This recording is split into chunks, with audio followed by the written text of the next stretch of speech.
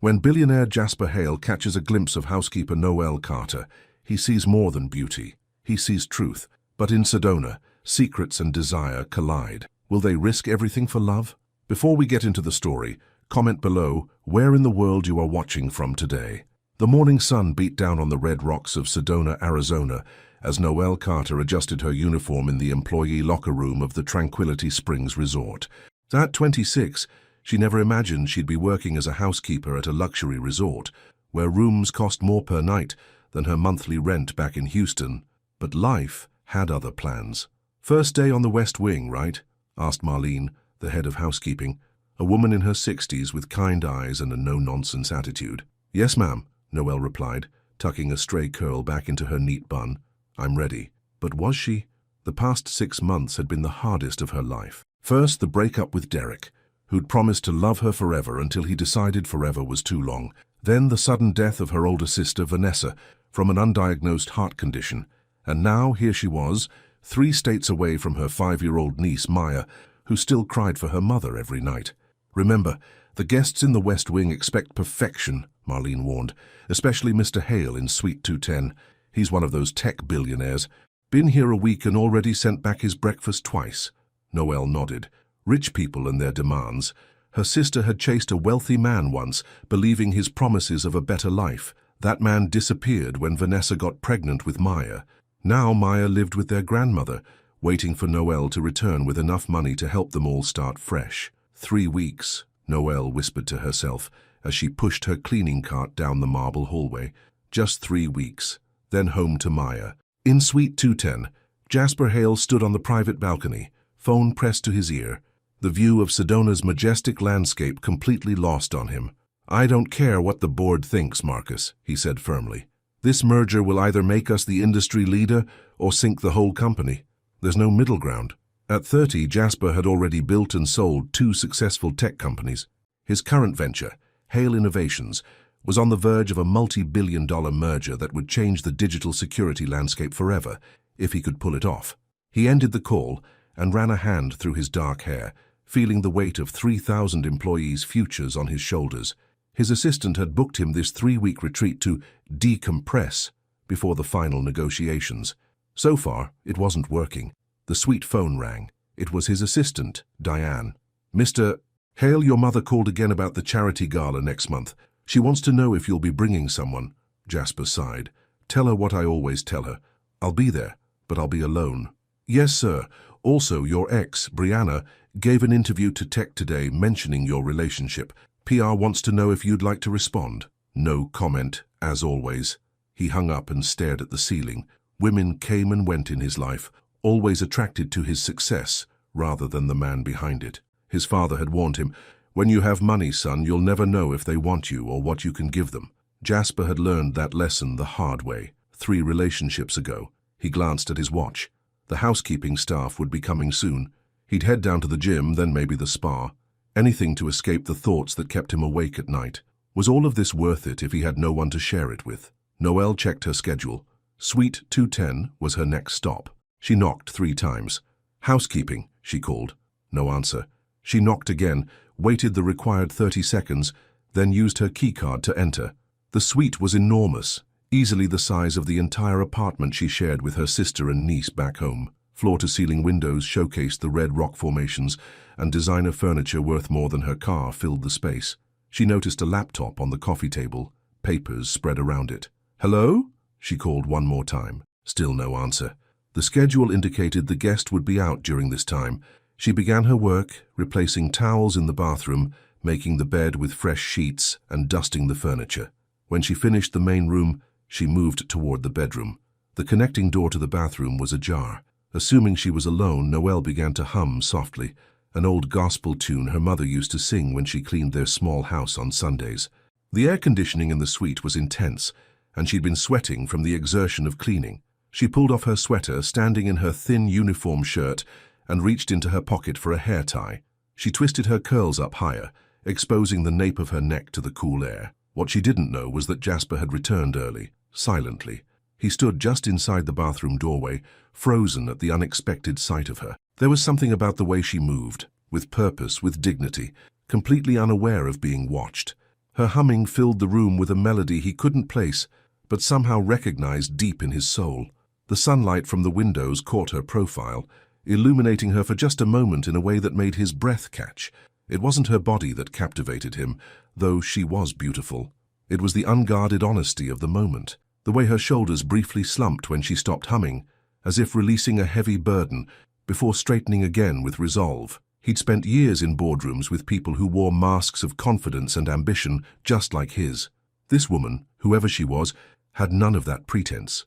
Jasper stepped back silently, not wanting to embarrass her or himself. He slipped into the bathroom and quietly locked the door, giving her privacy.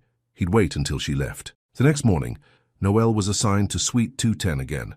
This time she knew to check more carefully. "Housekeeping," she called, knocking firmly. The door opened and she found herself face to face with Jasper Hale. "Come in," he said politely, stepping aside. Noelle kept her eyes down, pushing her cart inside. "I can come back later if you're working, Mr. Hale." "No need. I was just heading out. Take your time." He gathered some papers from the coffee table, sliding them into a leather portfolio. Noelle began her routine, aware of his presence as he moved around the suite, collecting his phone, wallet, and keycard. She could feel him watching her, and it made her uncomfortable. "You're new," he said suddenly. "I haven't seen you before yesterday." She looked up, surprised. "Yes, sir. I started on this wing yesterday." "What's your name?" "Noelle. Noelle Carter." He nodded, studying her face. "Jasper Hale." "I know, sir." Of course she knew. His name was on the schedule, and Marlene had warned everyone about his particular requests. "You were humming yesterday," he said. "It was nice." Noelle froze. Had he been here when she thought she was alone? When she'd removed her sweater? Heat rushed to her face. "I apologize if I disturbed you," she said stiffly. "No, not at all. It reminded me of something good." He seemed almost surprised by his own words. An awkward silence fell between them. Noelle returned to her work, wiping down the coffee table with more force than necessary. "Have a good day, Miss Carter," Jasper finally said, moving toward the door. "You too, Mr. Hale." After he left, Noelle let out a long breath. Had he seen her changing? The thought mortified her. She prayed to God he hadn't, or if he had, that he was decent enough not to mention it. Over the next few days, Noelle found herself assigned to Jasper's suite regularly. Sometimes he was there, working on his laptop, taking calls in the bedroom while she cleaned the main area. Other times the suite was empty. On the fourth day, she found a note on the coffee table. "Ms. Carter, would you mind restocking the coffee pods? I prefer the dark roast, thank you. J.H." It was a simple request, but something about the handwritten note, rather than a call to the front desk, struck her. Most guests never bothered to learn the names of the housekeeping staff. The following day, she found another note. "The throw pillows on the couch are uncomfortable. Feel free to remove them. J.H." Noelle smiled despite herself. It was almost as if he was trying to make her job easier. On her 7th day at the resort, Noelle was finishing Jasper's suite when a sudden thunderstorm broke over Sedona. The rain came down in sheets, and lightning flashed across the sky. As she was gathering her supplies to leave, the power went out. "Perfect," she muttered in the darkness. The emergency lights flickered on in the hallway, but the suite remained dim. She reached for her phone to use as a flashlight when the door opened, and Jasper rushed in, soaking wet. "Wow, that came out of nowhere," he said, shaking water from his hair. "Yes, sir, the power's out." "So I see." He reached into a drawer and pulled out a flashlight. "Here, use this. I have another in the bedroom." Their fingers brushed as she took the flashlight, and Noelle felt an unexpected jolt that had nothing to do with the lightning outside. "Thank you," she said quietly. "You're still here late," he observed. "Doesn't your shift end at 4? She was surprised he knew that. "Yes, but I had some extra rooms today. One of the other girls called in sick." Jasper nodded, watching her gather her cleaning supplies. "You work hard." "It's just a job, Mr. Hale." "Is it? You don't seem like someone who's just doing a job." Noelle paused, unsure how to respond. No guest had ever shown interest in her life before. "I need the money," she finally said. "It's temporary." "What do you really do when you're not here?" The question caught her off guard. I was studying fashion design before." She stopped, not wanting to share her personal tragedies with this stranger, no matter how expensive his suite was. "Before what?" he pressed gently. "Before life happened," she finished, heading for the door. "I should go. They'll need help downstairs with the power out." "Wait," he called. "The elevators won't be working. Take the emergency stairs at the end of the hall. They're faster." She nodded. Thank you, Mr. Hale. Jasper, he corrected. My father was Mr. Hale, and I never wanted to be him. Something in his tone made her look up and really see him for the first time, not as a wealthy guest, but as a person. His eyes held a sadness that seemed at odds with his success. Good night, Jasper, she said softly, surprising herself. Good night, Noelle. As she walked down the darkened hallway, Noelle couldn't shake the feeling that something had shifted between them, something she couldn't afford to explore. That night, in her small room in the staff quarters, Noelle video-called her niece. Auntie Noelle! Maya's face filled the screen, her smile revealing a newly missing front tooth. Hey, baby girl, look at you, the tooth fairy came. Grandma said she left me $5 whole. That's a lot, right? That's a fortune, Noelle agreed, her heart aching at the distance between them. Are you being good for Grandma? Uh-huh. When are you coming home, Auntie? I miss you. The question pierced Noelle's heart. 2 more weeks, baby. Then I'll be home and we'll have a special day. Just us. Promise? Cross my heart. After the call ended, Noelle lay in bed listening to the rain against the window. She thought about Jasper Hale, with his sad eyes and expensive suite. She thought about how he'd said her name before she left, like he was testing how it felt on his tongue. Don't be stupid, she whispered to herself. Men like him don't see women like you. But a small voice in her head whispered back, he already saw you, and he can't look away. The next morning, the resort was buzzing with news. The storm had washed out the main road, and several guests were extending their stays. Jasper Hale was one of them. He's requested the same housekeeping schedule, Marlene told Noelle. Specifically asked for you to continue with his suite. Noelle's stomach fluttered. Did he say why? Rich folks don't have to explain themselves, honey. Just be grateful he didn't complain about you. Later that day, when Noelle entered Suite 210, she found Jasper sitting on the balcony on the phone. He waved her in but continued his conversation. I don't care what the shareholders think, Derek. This is my company and I'll run it my way. He listened for a moment, then laughed without humor. They can try to replace me. Good luck finding someone else to save this sinking ship.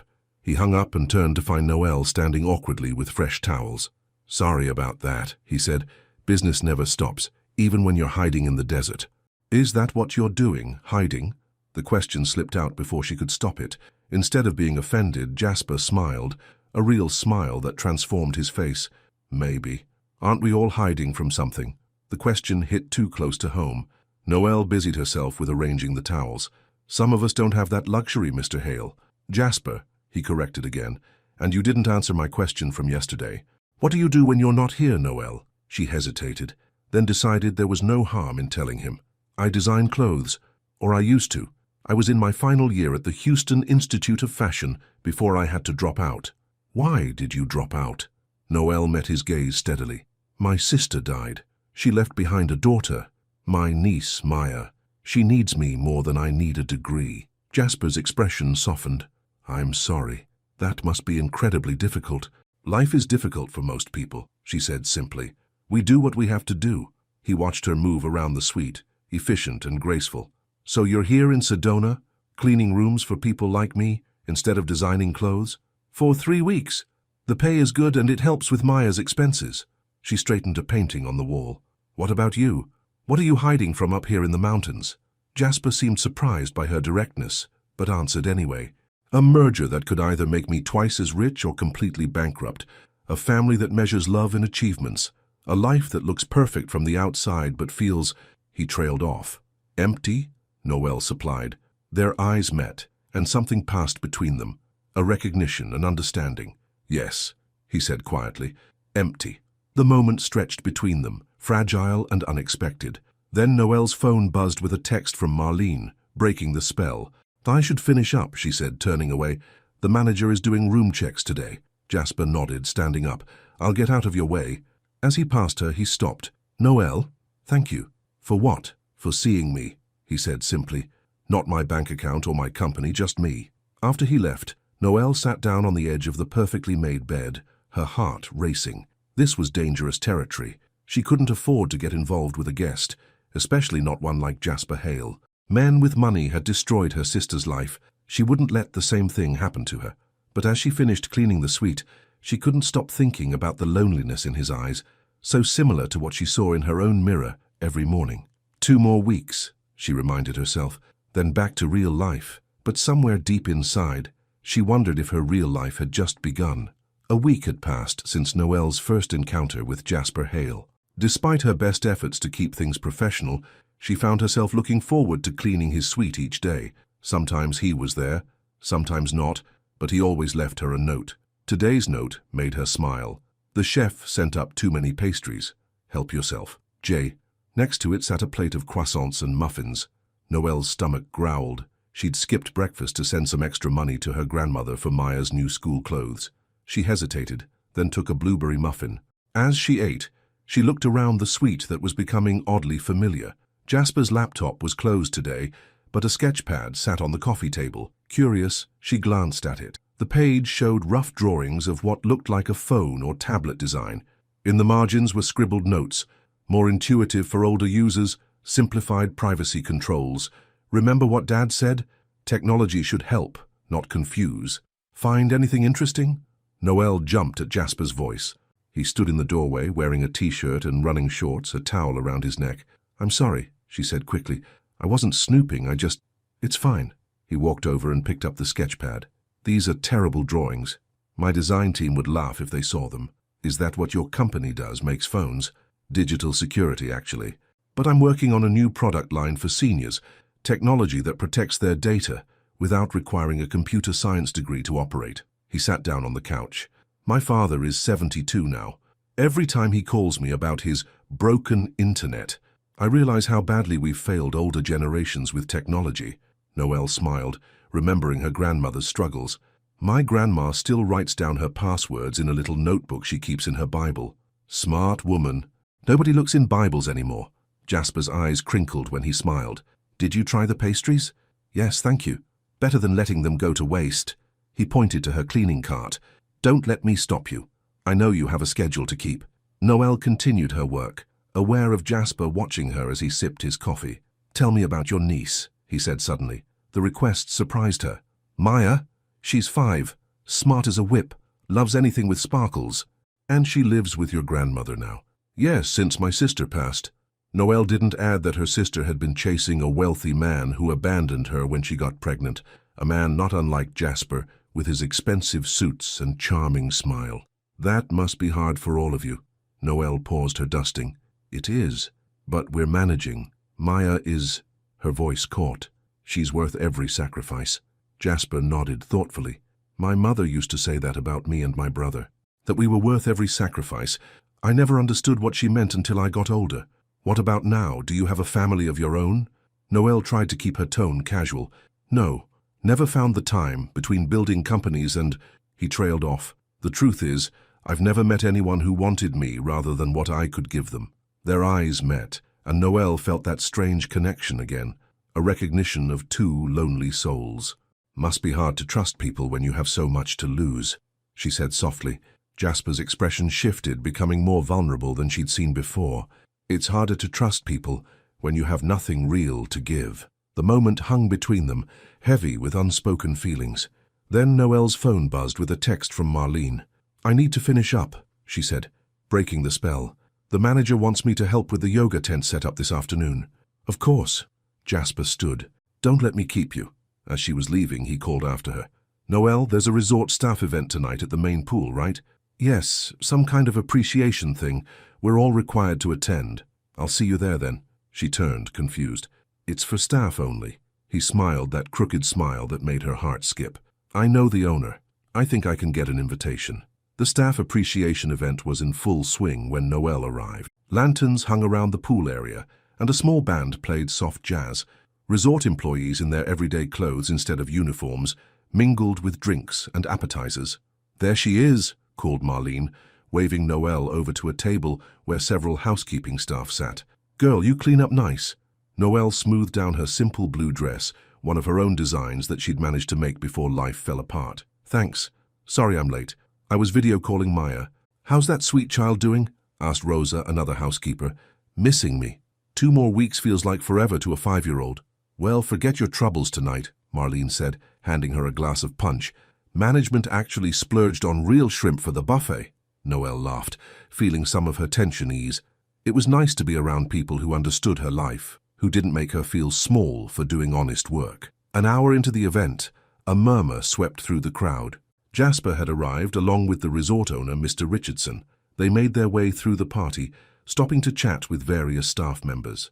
"What's the rich guy from 210 doing here?" whispered Rosa. "No idea," Noelle lied, her heart racing as Jasper's eyes scanned the crowd, clearly looking for someone. When he spotted her, his face lit up in a way that made her stomach flutter. He said something to Mr. Richardson, then headed straight for her table. "Good evening, ladies," he greeted them all, but his eyes stayed on Noelle.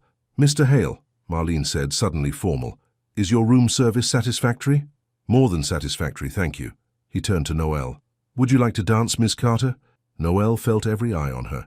"I don't think that's appropriate, Mr. Hale. Just one dance," he pressed gently, "as a thank you for all your hard work." Before she could refuse again, Marlene nudged her. "Go on, girl," the man asked nicely. Reluctantly, Noelle stood and followed Jasper to where a few couples swayed to the music. "Everyone's staring," she whispered as he took her hand. "Let them." His hand on her waist was warm, respectful. "You look beautiful tonight." "This isn't a good idea." "Probably not," he agreed, guiding her in a slow circle. "But I've built a fortune making bad ideas work." Despite her nervousness, Noelle found herself relaxing into the dance. Jasper was a good leader, holding her with confidence but not possession. "Why are you doing this?" she asked quietly. "Dancing with you?" "Because I wanted to." "No, all of it. The notes, the conversations, this." She met his gaze directly. "What do you want from me, Jasper?" He considered her question seriously. "I want to know you," he finally said. "The real you, not the polite housekeeper who knocks on my door every day." "Why?" "Because when you thought no one was watching, when I saw you that first day, you were the most honest person I'd ever seen. No pretense, no agenda." His voice dropped lower. "Do you know how rare that is in my world?" Noelle didn't know how to respond. The music ended, but they stood there, still holding each other, until someone cleared their throat nearby. A striking blonde woman in an expensive dress stood watching them, her perfectly made-up face tight with displeasure. "Jasper, darling," she drawled, "I've been looking all over for you." Jasper dropped his hands from Noelle, his expression closing off. "Victoria, I didn't know you were in Sedona." Clearly. Victoria's eyes flicked dismissively over Noelle. "The board sent me to review the merger documents with you, since you weren't answering your phone." Noelle stepped back, suddenly aware of how out of place she was. "I should get back to my friends. Thank you for the dance, Mr. Hale." "Noelle, wait!"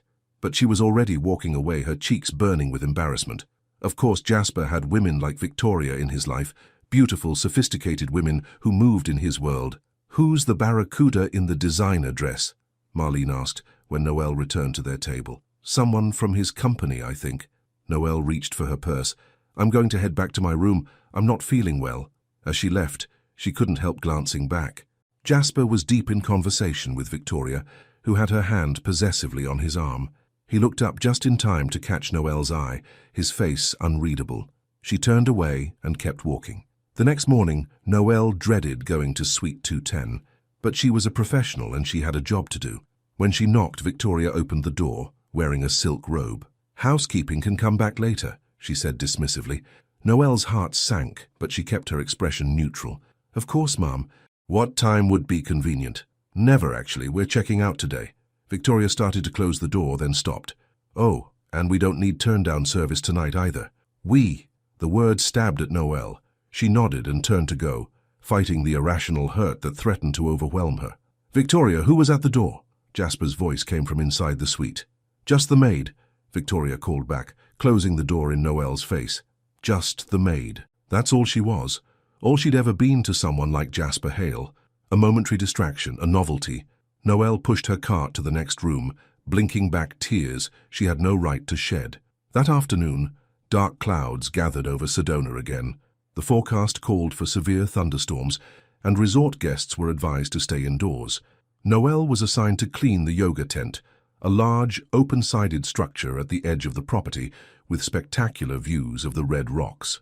As she swept the wooden floor, she tried not to think about Jasper and Victoria. It was better this way. In less than 2 weeks, she'd be back home with Maya, forgetting all about the handsome billionaire who'd briefly noticed her. Lightning flashed in the distance, followed by a rumble of thunder. Noelle quickened her pace, wanting to finish before the storm hit. "Need some help?" She turned to find Jasper standing at the entrance to the tent, his hair damp from the first raindrops. "I thought you were checking out," she said, not hiding the coolness in her voice. Victoria checked out. I'm staying. He walked toward her. Noelle, about last night. You don't owe me any explanations, Mr. Hale. She returned to her sweeping. I think I do. He reached for the broom, gently taking it from her hands. Victoria is my company's legal counsel. The board sent her to pressure me about the merger, and she just happened to show up in your suite this morning in a robe. She has the adjoining suite. She knocked on the connecting door to tell me she was leaving. He set the broom aside. Nothing happened between us. Nothing would ever happen. Noelle crossed her arms. It's none of my business either way, isn't it? He stepped closer. I think it became your business when I couldn't stop thinking about you, when I started making excuses to be in my room when you'd be there, when I crashed a staff party just to dance with you. Rain began to fall more heavily, the sound drumming on the tent's canvas roof. Lightning flashed again, closer now. This is crazy, Noelle said, shaking her head. We don't even know each other. But I want to know you, Jasper insisted. The real you, not just what I see during your shifts. Thunder boomed directly overhead, making Noelle jump. The storm had arrived in full force, rain now coming down in sheets. We should go back, she said, looking at the downpour. We'd be soaked before we made it halfway to the main building. Jasper guided her to a cushioned bench along the tent's edge. Let's wait it out. They sat side by side, watching the rain and lightning. The air was thick with electricity, and not just from the storm. Tell me about your designs, Jasper said after a while. You mentioned you studied fashion. Noelle hesitated, then decided there was no harm in sharing her old dreams. I want to create clothes that make women feel beautiful no matter their size or budget. My mum was a seamstress. She taught me to sew when I was 6. We never had much money, but she could make anything look expensive. Do you have any of your designs with you? Just sketches in a notebook and this dress. She smoothed the fabric of the blue dress she'd worn to the party. I made it for my final project before I had to drop out. Jasper studied the dress with genuine interest. It's beautiful, simple but elegant. You're talented, Noelle. It doesn't matter now, that dream is on hold. Why? Because of your niece? Maya needs stability, not a guardian chasing pipe dreams. Noelle looked out at the rain. My sister followed her dreams, and a man who promised to make them come true. All she got was heartbreak and a child to raise alone. Understanding dawned on Jasper's face. That's why you're so guarded with me. You think I'm like him. Aren't you rich, charming, used to getting what you want? I don't know what I want anymore, he admitted. I thought it was success, recognition, proving my father wrong about me. But lately what? Lately I've been wondering what it would be like to matter to someone for who I am, not what I've built. His eyes held hers. The day I first saw you, when you were changing, I felt something I hadn't felt in years. Not desire, though you're beautiful, but recognition. Like I was seeing something real in a world of fakes. Noelle's heart pounded. Jasper, I'm leaving in less than 2 weeks, going back to Houston, to Maya. I know. He reached out slowly, giving her time to pull away, and tucked a curl behind her ear. But what if, just for now, we stop pretending we don't feel this connection? Outside, the storm raged on, but inside the tent, a different kind of electricity crackled between them. I can't offer you anything, Noelle whispered. I'm not looking for a rich man to solve my problems. Good, because I'm not offering to solve them. His hand cupped her cheek gently. I'm just asking for a chance to know you, Noelle Carter. The real you. She should say no, should get up and walk away, even into the rain. But something in his eyes, the genuine longing, the vulnerability, made her stay. Okay, she said softly. But no more surprise guests in silk robes. Jasper laughed, a warm sound that melted something inside her. Deal. And as the thunder rumbled overhead, he leaned in slowly and kissed her, a gentle brush of lips that somehow felt more intimate than any kiss she'd ever experienced. When they pulled apart, the rain had started to ease, sunlight breaking through the clouds in golden rays that illuminated the red rocks around them. Beautiful, Jasper murmured, but he wasn't looking at the view. The next week passed in a blur. During the day, Noelle maintained her professional demeanor, cleaning Jasper's suite like any other. But in the evenings, they would meet, sometimes in the resort's garden, sometimes in the yoga tent, once even driving into town in his rented Jeep for ice cream. They talked about everything: his childhood with a demanding father who saw emotions as weakness, her dreams of designing clothes that made women feel powerful, his vision for technology that helped people rather than exploited them. My father built his fortune in oil, Jasper told her one evening, as they sat watching the sunset from a hidden spot on the resort grounds. He always said the only thing that mattered was the bottom line. When I started my first company, he told me I'd fail because I cared too much about the user experience and not enough about profit margins. But you proved him wrong, Noel said. I did. And when I sold that company for 60 million, he finally called to congratulate me. Jasper's laugh was bitter, not because I'd created something valuable, but because I'd made money doing it. Noel leaned her head on his shoulder. Is that why this merger is so important? To prove something to him again? Maybe. Or maybe I'm just afraid of failing. He kissed the top of her head. What about you? What are you afraid of? Not being enough, she admitted. Not being enough for Maya. Not being able to give her the life she deserves. You're more than enough, Noel. He turned to face her. You're extraordinary. They kissed under the darkening sky, their connection deepening with each passing day. But always in the back of Noel's mind was the countdown. 1 week left, 6 days, 5. She called Maya every night, her heart torn between her growing feelings for Jasper and her love for her niece. I miss you, Auntie Noel, Maya said during their video call, her small face serious. When are you coming home? Just 4 more days, baby. Then I'll be home for good. Promise? I promise, Maya. After the call, Noel cried quietly in her staff quarters. Going home was the right thing, the only thing. But the thought of leaving Jasper behind hurt more than she'd expected. The next day, Noel arrived at Jasper's suite to find him pacing on the phone. I don't care about the board's concerns, Marcus. This is the right move. He noticed Noel and held up a finger, asking her to wait. Yes, I'll be back in San Francisco next week for the final vote. No, I haven't changed my mind. He hung up and ran a hand through his hair in frustration. Problems with the merger? Noel asked, setting down her cleaning supplies. The board is getting cold feet. They think I'm taking too big a risk. He walked to the window, looking out at the view he'd barely noticed when he first arrived. 3 weeks ago, I would have been panicking, working through the night to convince them. Now what? He turned to her, his expression intense. Now I'm wondering if any of it matters, the money, the prestige, the next big deal. Of course it matters. It's your life's work. Is it? Or is it just what I thought I wanted? He moved closer to her. Noel, what if there's more to life than what I've been chasing? She felt a flutter of panic. Jasper, don't. Don't what? Don't start thinking differently because of this. She gestured between them. What we have here isn't real life. It's a vacation bubble. That's not true, and you know it. He took her hands in his. What I feel for you is more real than anything I've felt in years. We've known each other for 2 weeks, she said gently. Sometimes that's all it takes to change everything. He squeezed her hands. I've been thinking, what if I helped you restart your fashion career? I could invest in your first collection, give you the capital to...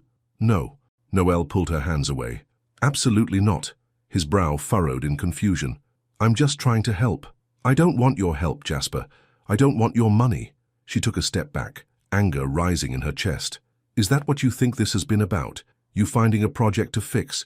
Some poor housekeeper with a dream you can fund to make yourself feel better? That's not what I meant at all, he protested. I just want to see you succeed. I believe in your talent. You've never even seen my designs. Her voice rose. You don't know anything about fashion or what it takes to make it in that world. Then show me. Let me learn. You're not listening. Tears threatened, but she pushed them back. I'm not for sale, Jasper. My dreams aren't for sale, not for any price. He looked stunned. You think I'm trying to buy you? Noel, that's the last thing I want. Isn't it? You saw me vulnerable, struggling, and your first instinct was to throw money at the problem. She shook her head, disappointment burning in her chest.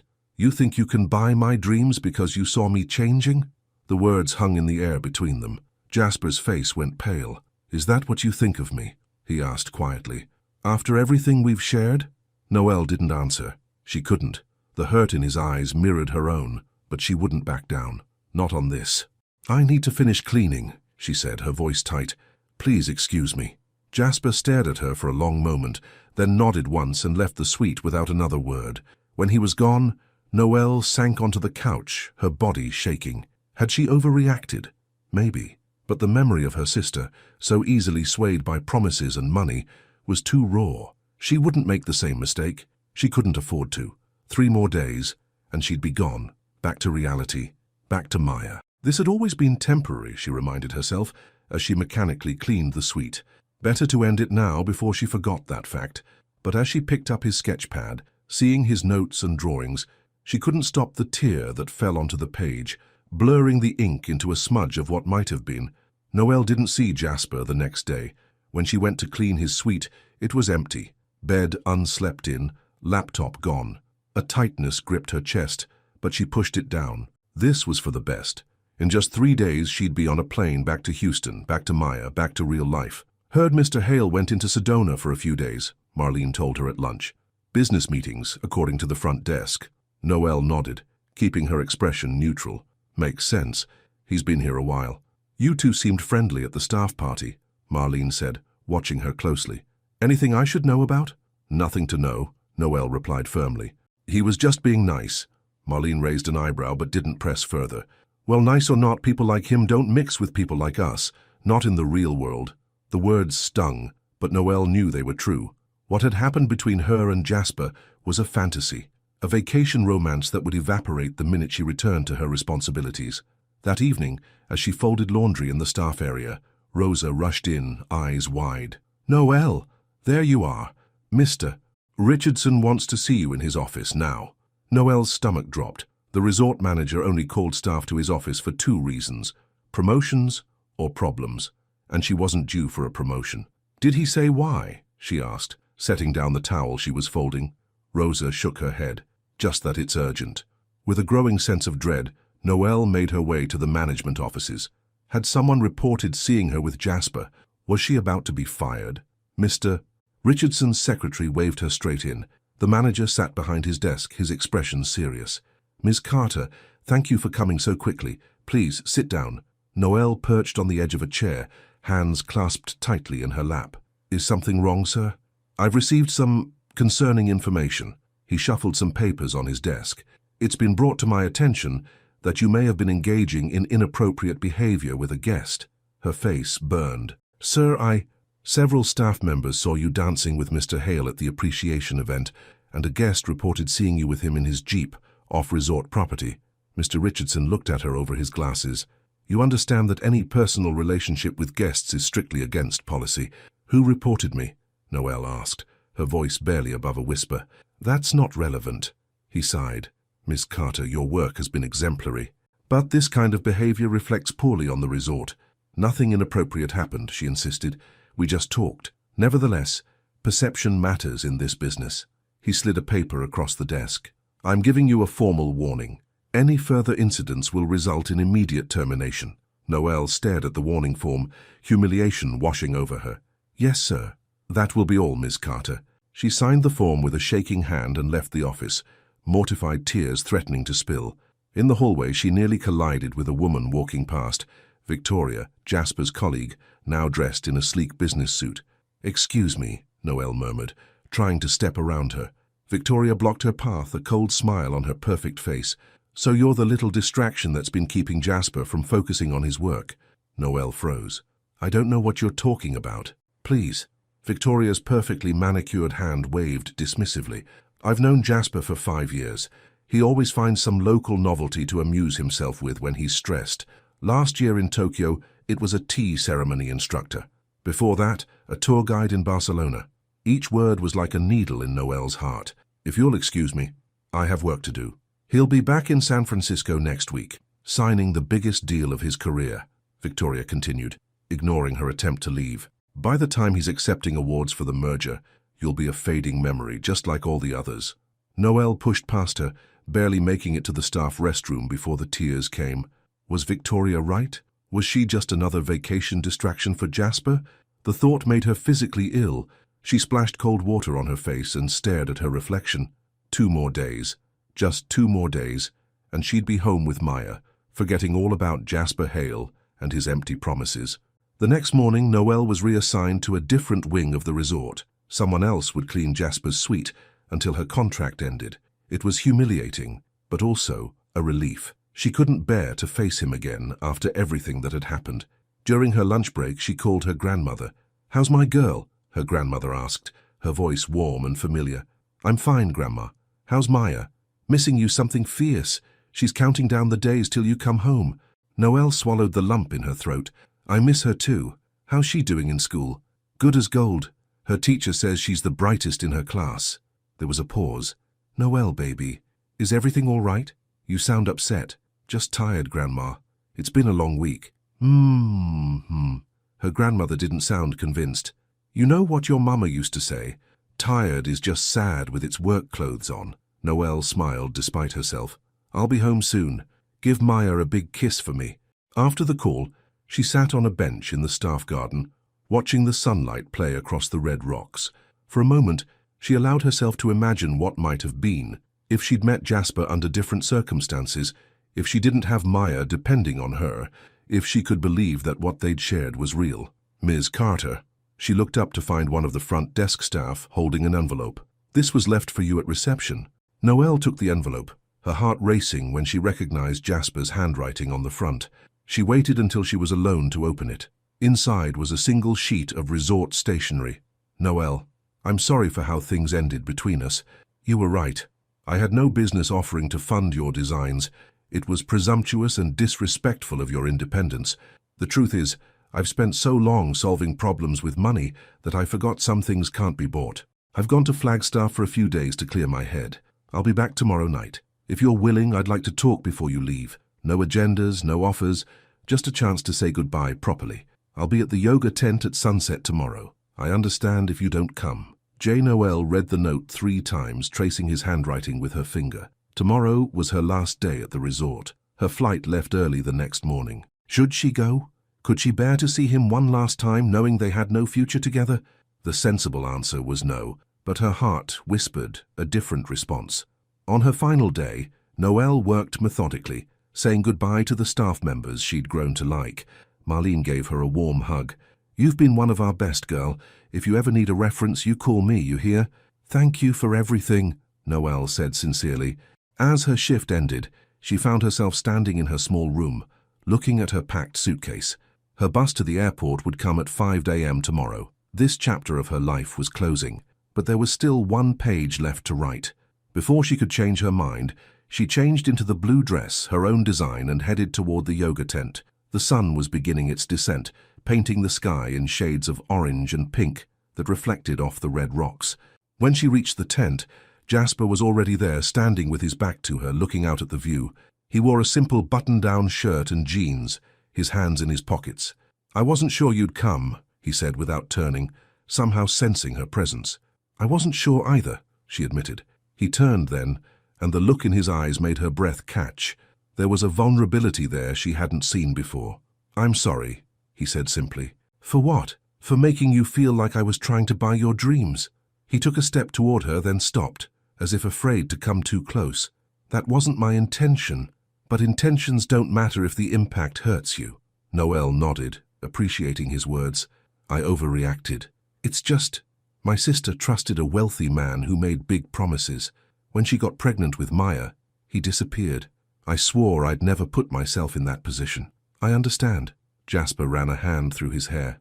I should have been more sensitive to that. They stood in silence for a moment, the setting sun casting long shadows across the tent floor.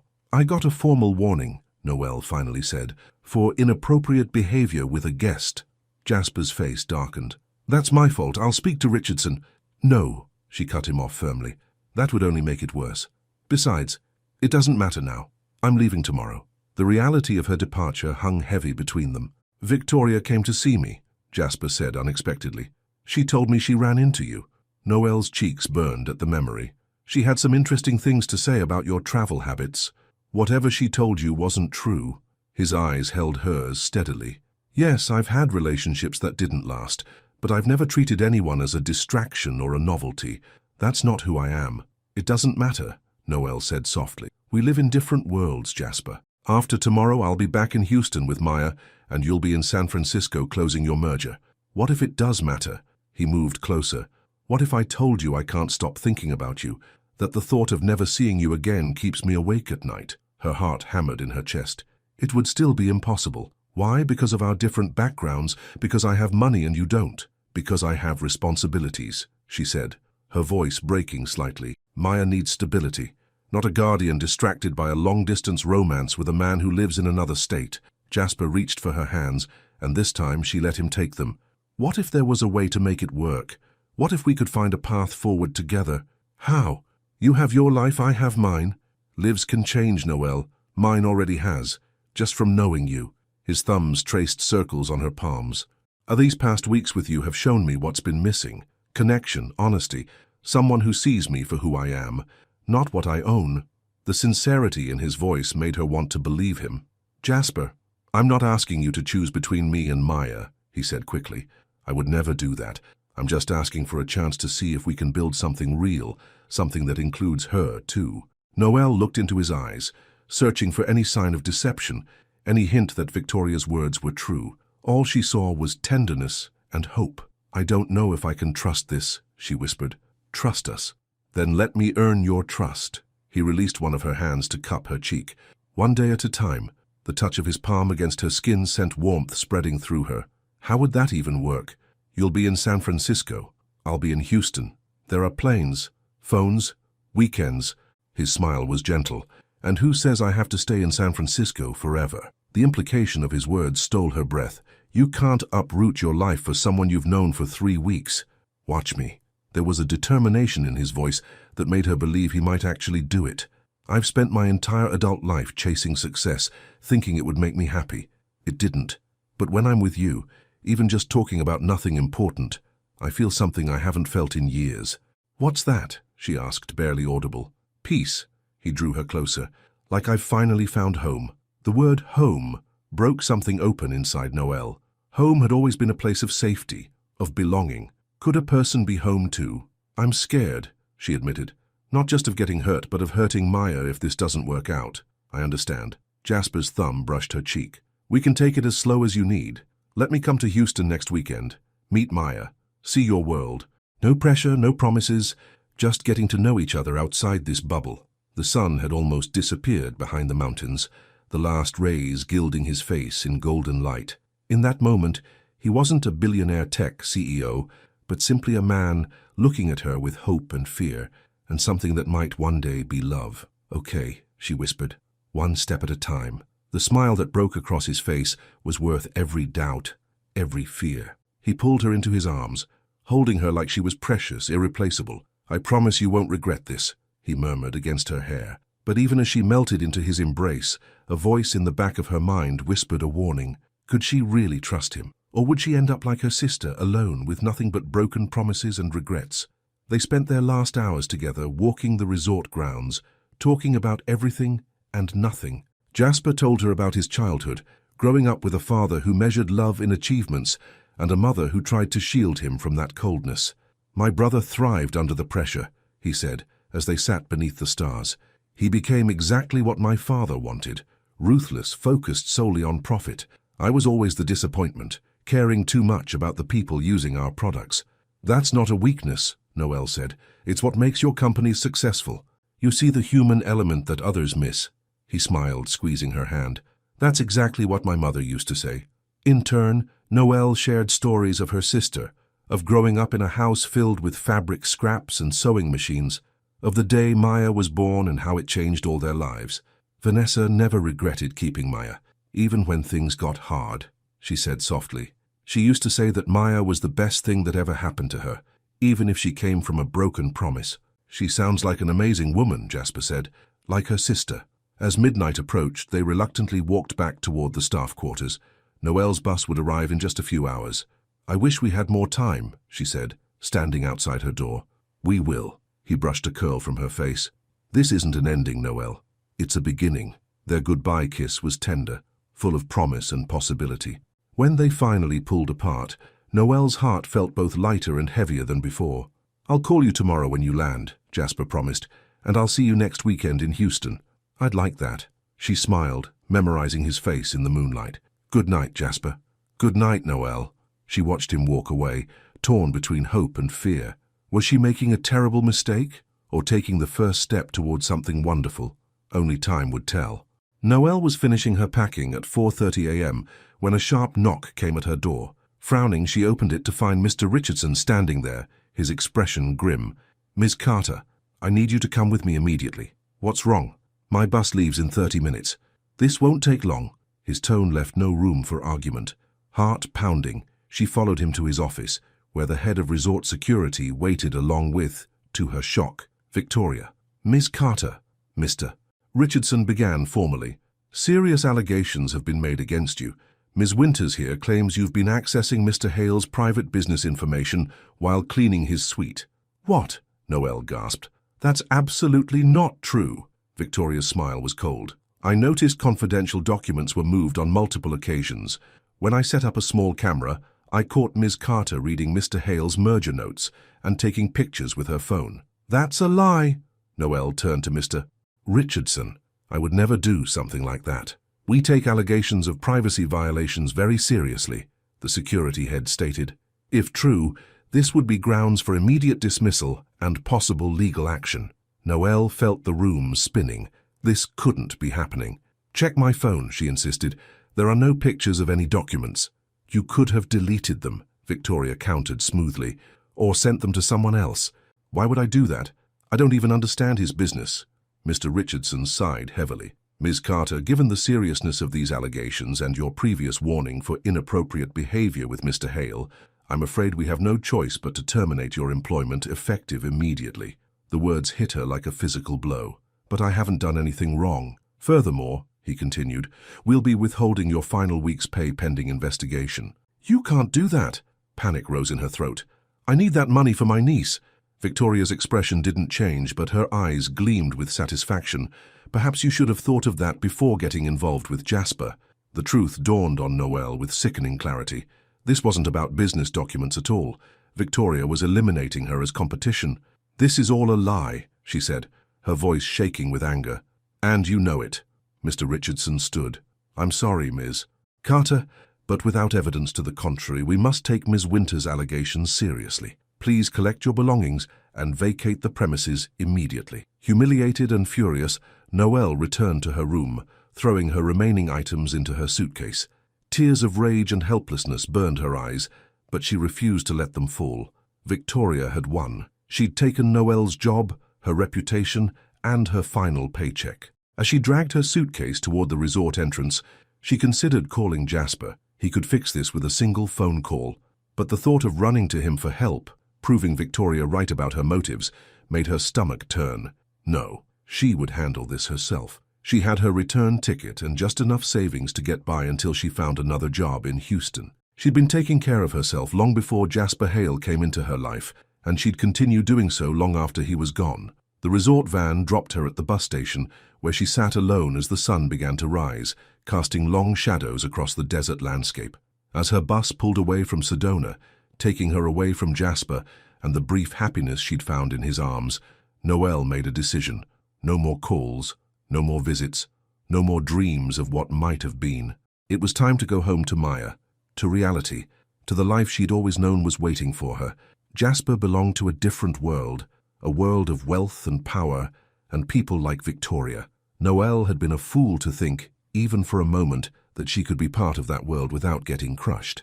As the red rocks of Sedona disappeared behind her, she deleted Jasper's number from her phone, erasing the last connection to the man who had seen her, really seen her, and made her believe in possibilities.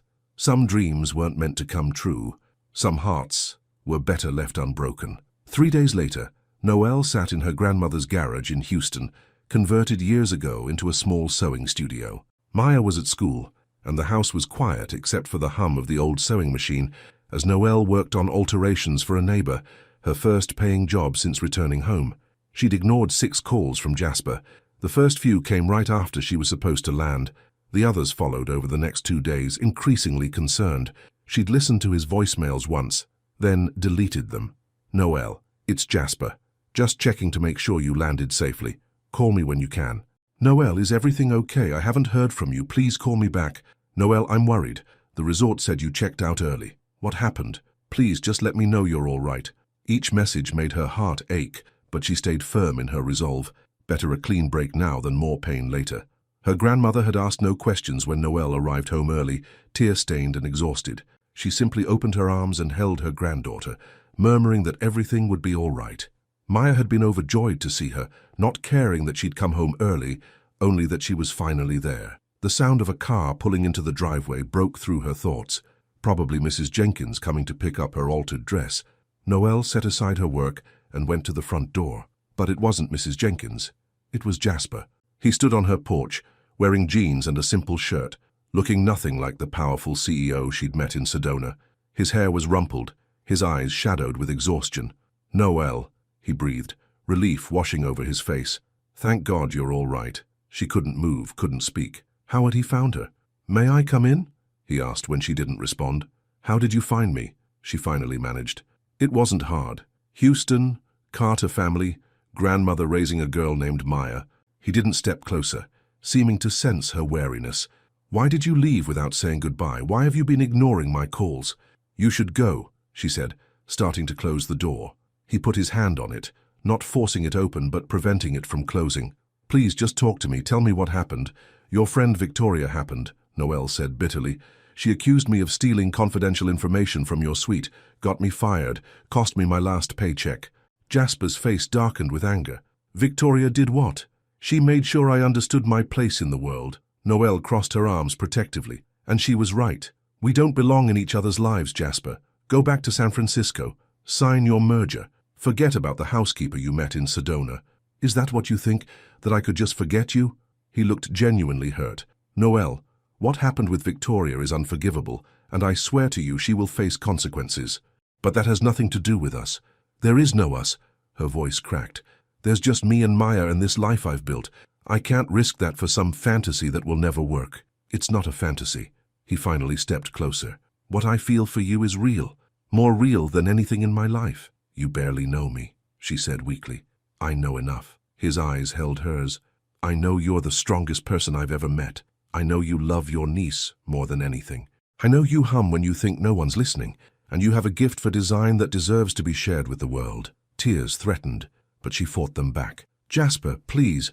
I know that when you smile, really smile, not the polite one you give to guests, it lights up everything around you." He took another step. "And I know that since meeting you, I can't imagine my life without you in it." A tear escaped, rolling down her cheek. "What do you want from me?" "Just a chance," he said softly. "A chance to show you that what we started in Sedona wasn't a mistake or a fantasy, that we can build something real, something lasting." "How?" "Your life is in San Francisco. Mine is here." "Actually, it's not." A small smile touched his lips. "I turned down the merger." Noel stared at him in shock. "You what?" "But that deal was everything to you." "Not everything. Not anymore." He reached for her hand, and this time she didn't pull away. "The board wanted me to cut corners on user privacy to maximize profits. 3 weeks ago, I might have considered it. But then I met someone who reminded me why I started my company in the first place, to help people, not exploit them. So what does that mean for you now?" "It means I'm free to rebuild on my terms, and I can do that from anywhere." His thumb caressed her palm. "Even Houston, if I had a reason to stay." The implication left her breathless. "Jasper, you can't uproot your entire life for me." "I'm not. I'm choosing a better life, and I want you to be part of it." He paused, his expression vulnerable. "If you'll have me." Before she could respond, the front door opened wider and her grandmother appeared, eyeing Jasper with a mixture of curiosity and suspicion. "Noel, aren't you going to introduce me to your young man?" she asked, though her tone made it clear she'd overheard enough to guess who he was. "Grandma, this is Jasper Hale. Jasper, this is my grandmother, Ruth Carter." Jasper extended his hand respectfully. "It's a pleasure to meet you, Mrs. Carter. Your granddaughter has told me wonderful things about you." Ruth shook his hand, her gaze assessing. "Funny, she hasn't mentioned you at all." "Grandma?" Noel protested weakly. "I imagine she had her reasons," Jasper said, not backing down under Ruth's scrutiny. "But I'm hoping to change that with your blessing." Ruth raised an eyebrow. "My blessing?" "Young man, Noel is perfectly capable of making her own decisions. But if you're asking if I'll welcome you into our home, that depends on your intentions toward my granddaughter." "My intentions?" Jasper's eyes met Noel's, filled with so much emotion it made her heart race. "I intend to love her, respect her independence, and support her dreams, whatever they may be. I intend to be someone she and Maya can count on, not because of what I can give them, but because of who we are together." Ruth's stern expression softened slightly. "Well, you certainly talk a good game. Noel, what do you say? Shall we invite this young man in for some sweet tea?" Noel looked from her grandmother to Jasper, standing on her porch like a man waiting for judgment. He'd come all this way, turned down his merger, tracked her down, not to rescue her or throw money at her problems, but simply to be with her. "Yes," she said finally, "I think we should." As they sat in her grandmother's modest living room, sipping sweet tea and talking about everything that had happened, Noelle felt something she hadn't expected.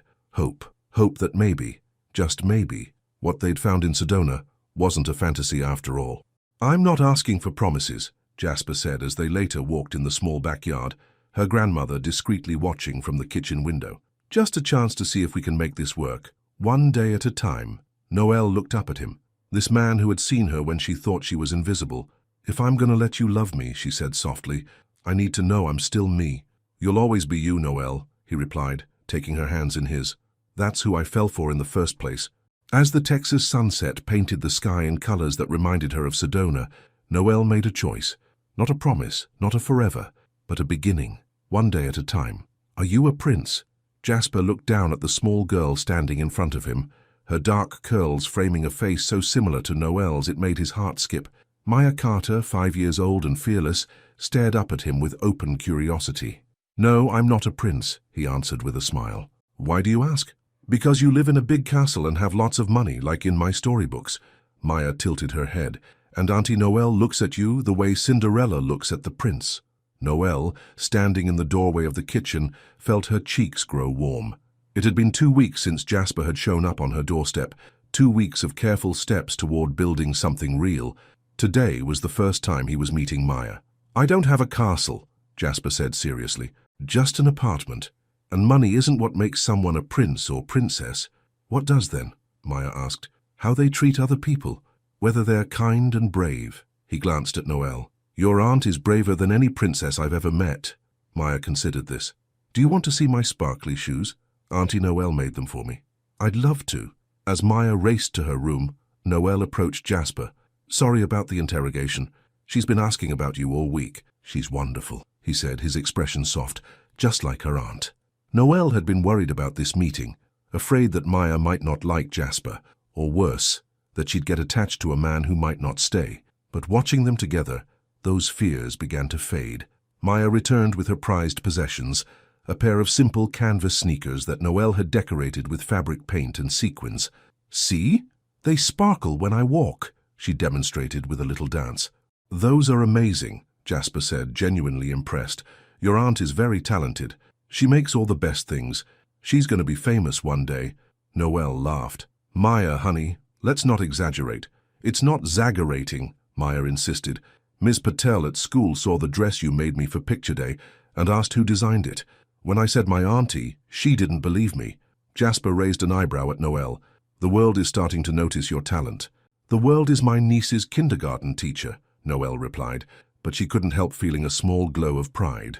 The day passed in a blur of simple pleasures: lunch in the backyard, a trip to the neighborhood park, ice cream cones that melted faster than they could eat them in the Houston heat.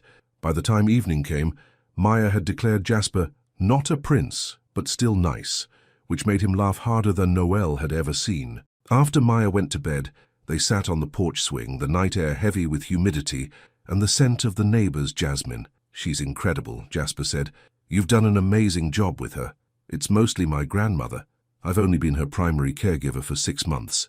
Noelle leaned her head against his shoulder. "But thank you. Have you thought more about what we discussed?" he asked carefully. The question hung between them. 3 days ago, Jasper had proposed a partnership of sorts. Not a romantic one, but a professional one.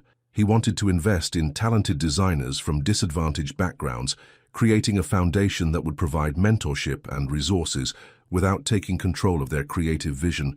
He'd asked Noelle to be the first recipient. "I don't know, Jasper," she said honestly.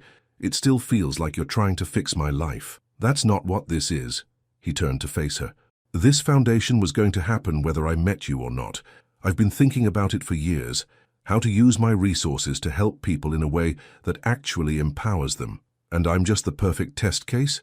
No, you're the inspiration." He took her hand.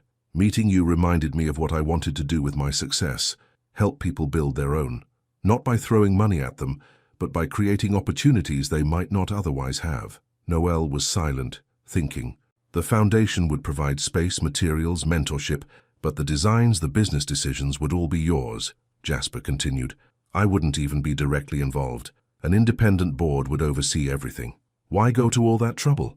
Why not just loan me the money directly? Because this isn't just about you and me. It's about creating something sustainable that can help other designers after you. His eyes were earnest. And because I know you wouldn't accept direct help from me, you're too proud, too independent. She smiled slightly. You know me well already. Well enough to know that you need to do this on your own terms. He squeezed her hand. Just promise me you'll think about it. I will, she agreed. But whatever I decide about the foundation, it doesn't change us, right? Nothing could change how I feel about you, Noelle. He kissed her softly. Nothing. As the weeks passed, Jasper became a regular presence in their lives. He rented an apartment in Houston, splitting his time between there and San Francisco as he restructured his company. He never stayed at Noelle's house, respecting her grandmother's old-fashioned values, but he was there almost every day, helping Maya with her homework, bringing dinner when Noelle worked late, fixing the leaky faucet that had been driving Ruth crazy for months.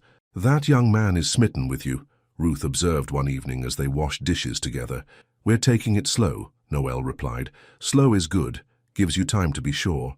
Ruth handed her a plate to dry. But don't take so long that you miss what's right in front of you. Noelle thought about her grandmother's words that night as she worked on a new design in her garage studio.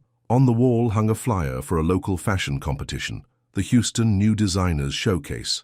The winner would receive a small grant and a feature in Texas-style magazine. For days she'd been walking past that flyer, telling herself she wasn't ready, that her designs weren't good enough. But tonight, something felt different. Maybe it was her grandmother's words, or maybe it was the confidence that had been slowly building since Jasper had come into her life, not because of him, but because of how he saw her. With a sudden resolve, she picked up her phone and called the number on the flyer. Yes, I'd like to register for the showcase, she said, her heart pounding.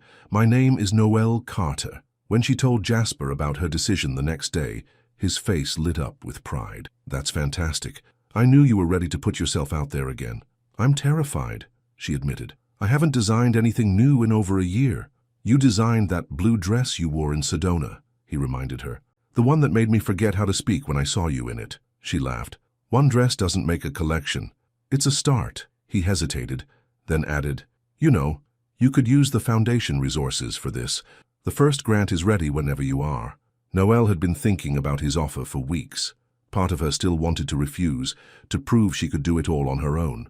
But another part, the practical part, knew that good materials cost money she didn't have. If I accept, she said carefully, it would be as a business arrangement, not because we're together. Absolutely, he agreed quickly. The foundation is completely separate from our relationship. You'd be dealing with the board, not me. She took a deep breath. Then yes, I'd like to apply for the first grant. The joy on his face was worth any lingering doubts. You won't regret it, Noelle. I promise. The next month was a whirlwind of activity. Noelle submitted her application to the foundation, now officially named New Vision Design Fund, and was approved by the board. With the grant money, she purchased quality fabrics and supplies, transforming her garage studio into a proper workspace.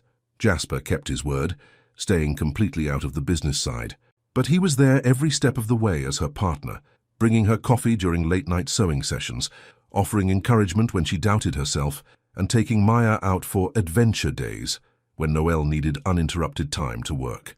One evening, as her showcase deadline approached, Noelle was struggling with a particularly difficult design. Nothing was working right. The fabric didn't drape properly, the seams looked awkward, and she was ready to scream in frustration. Maybe I should just quit, she muttered, throwing down her scissors. This was a mistake. No, it wasn't, Jasper said from the doorway. He'd been watching her work, a quiet presence offering silent support. You don't understand. Nothing is coming together the way I see it in my head. She gestured at the half-finished dress on the dress form. It's all wrong. Then start over, he said simply. I don't have time to start over. The showcase is in 2 weeks. Then make something different. Something that speaks to who you are now, not who you were trying to be before. His words struck a chord. She'd been trying to recreate the designs she'd made in school, sleek commercial pieces that would appeal to a mass market. But those designs didn't reflect her voice, her journey. Something that speaks to who I am now, she repeated softly. That night, after Jasper left, Noelle stayed up until dawn, sketching new designs, pieces that told stories of resilience, of beauty found in unexpected places, of second chances. When morning came, she had the beginnings of a collection that felt truly hers. The day of the showcase arrived with clear skies and nervous anticipation. The event was being held at a trendy gallery in downtown Houston, with local designers displaying their collections to industry professionals and fashion enthusiasts. Noelle's collection, 5 pieces that she'd named Second Sight, hung on a rack near the back of the gallery. Each garment incorporated elements of transformation, fabrics that changed color in different lights, detachable pieces that could be rearranged, hidden details that were only visible when you looked closely. "These are extraordinary," said a woman examining the detailed beadwork on a jacket. "The craftsmanship is impeccable." Noelle thanked her, trying to calm her racing heart. She'd invited her grandmother and Maya to come later, but had asked Jasper to stay away until the judging was complete. She needed to know that whatever happened today was because of her work, not his influence. As the judges made their rounds, Noelle noticed a familiar face entering the gallery, Victoria. Her stomach dropped. What was she doing in Houston? Victoria spotted her and walked directly toward her, as confident and polished as ever, in a designer suit. "Ms. Carter," she said coolly. "What a surprise." "Not really," Noelle replied, keeping her voice steady. "This is my hometown. The question is, what are you doing here?" "Business. Jasper's company still retains my firm for certain matters." Victoria examined the clothes on the rack with a critical eye. "So this is what you've been doing since Sedona? Quaint." Before Noelle could respond, another voice cut in. "Actually, Ms. Winters, I believe you're mistaken. My company no longer requires your services." Jasper stood behind them, his expression hard as he looked at Victoria. Noelle hadn't expected him yet, but she'd never been so glad to see him. "Jasper," Victoria said, her demeanor instantly changing, "I was just admiring your friend's little project." "It's not a project. It's the beginning of a career." His voice was cold. "And I think it's time you left." Victoria's perfect facade cracked slightly. "You can't just dismiss me." "Actually, I can. The board voted unanimously yesterday to terminate our contract with your firm." Jasper stepped closer to Noelle. "It seems falsely accusing innocent people of corporate espionage is frowned upon in legal circles." Noelle watched as Victoria's face paled. "You can't prove anything." "The resort's security cameras prove everything," Jasper replied. "Including you entering my suite while I was out and planting the so-called evidence against Noelle. The resort has already issued a formal apology and full compensation for her lost wages." Victoria's eyes darted between them, calculating her next move. "This isn't over," she finally said, then turned and walked away, her heels clicking angrily on the gallery floor. "Sorry about that," Jasper said once she was gone. "I know you wanted to do this on your own today." "It's okay." Noelle touched his arm gratefully. "Thank you for handling her. You're the one who inspired me to take a stronger stance against people like her." He looked at her collection with genuine admiration. "These are incredible, Noelle. You've outdone yourself." Before she could respond, the gallery director approached with a smile. "Ms. Carter, the judges would like to speak with you." Heart pounding, Noelle followed the director to where 3 industry professionals waited. Their expressions gave nothing away. "Ms. Carter," the lead judge began, "we've been reviewing all the collections today, and yours stands out for its innovation and craftsmanship." "Thank you," she managed. "We'd like to award you not only the grant prize, but also an opportunity to display your work at our annual gala next month." The judge handed her an envelope. "Congratulations." Stunned, Noelle accepted the envelope with shaking hands. She'd won, not because of Jasper's connections or money, but because of her own talent and hard work. When she returned to where Jasper waited, the joy on his face mirrored her own. "You did it," he said simply. "I did it," she agreed, tears of happiness threatening. Later that evening, after celebrating with Maya and her grandmother, after interviews with local fashion bloggers, and exchanging cards with potential clients, Noelle and Jasper stood alone in her garage studio. "I'm so proud of you," he said, pulling her into his arms. "You were amazing today." "I couldn't have done it without you," she admitted. "Yes, you could have. It would have taken longer, been harder, but you would have gotten there." He brushed a curl from her face. "All I did was believe in what I already saw in you." Noelle looked up at this man who had come into her life so unexpectedly, who had seen her when she thought she was invisible, who had respected her enough to let her find her own way. "I love you," she said for the first time, the words coming easily, naturally. His eyes softened. "I love you too, Noelle, more than I thought possible." 6 months later, Noelle stood in her new boutique, a small but elegant space in a revitalized area of Houston. After her showcase success, orders had poured in, and with careful planning and the continued support of the New Vision Design Fund, she'd been able to open her own shop. The name, Second Sight, hung above the door in elegant script, a testament to her journey and the collection that had started it all. Jasper had been true to his word, supporting her without trying to control her path. His company was thriving with its new focus on ethical technology, and he'd settled permanently in Houston, buying a house not far from Noelle's neighborhood. Maya loved him completely now, especially since he'd helped her decorate her bedroom with a canopy bed fit for a queen, not just a princess, as she proudly told everyone. As Noelle arranged a display near the window, the bell above the door jingled. She turned to find Jasper entering, a bouquet of sunflowers in his hand. "For the most talented designer in Texas," he said, presenting them with a flourish. "You're biased," she laughed, accepting the flowers. "Completely." He looked around the boutique with pride. "This place looks more amazing every day. Just wait until you see the new designs I'm working on. The spring collection is coming together better than I expected." She placed the flowers in a vase on the counter. "How was your meeting?" "Productive. The board approved the expansion of the foundation. We'll be able to support 10 more designers next year." "That's wonderful." Noelle's face lit up. As a thank you for her success, she'd begun mentoring other young designers from disadvantaged backgrounds, finding immense satisfaction in helping others pursue their dreams. The shop was empty for the moment. The afternoon lull before the after-work crowd. Jasper wrapped his arms around her from behind, and Noelle leaned back against him, savoring the quiet moment. "Do you ever think about how we met?" he asked, his breath warm against her ear. "You mean when you spied on me changing in your suite?" she teased. "I prefer to think of it as a serendipitous moment of fate," he replied, turning her in his arms to face him. "The moment I couldn't look away." Noelle reached up to touch his face, remembering the lost, lonely man she'd first seen in that luxury suite. "You've changed since then," she said softly. "Because of you." His eyes held hers, filled with love and something else, a peace that hadn't been there before. "You were changing when I saw you, but it wasn't your clothes. It was your spirit. And I think I started changing too."